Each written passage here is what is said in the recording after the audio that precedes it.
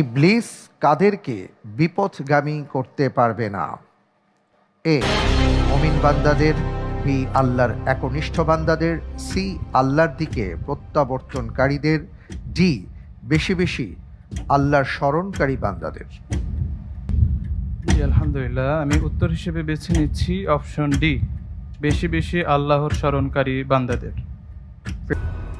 আপনি যে উত্তরটি দিয়েছেন আপনার উত্তরটি সঠিক হয়নি।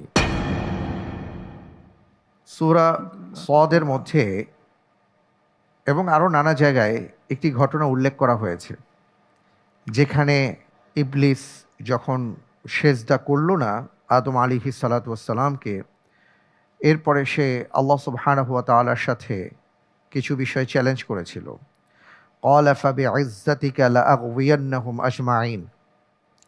সে বলেছিল যে আমি চারদিক থেকে, সব দিক থেকে আমি তাদেরকে বিপথগামী করে দেব।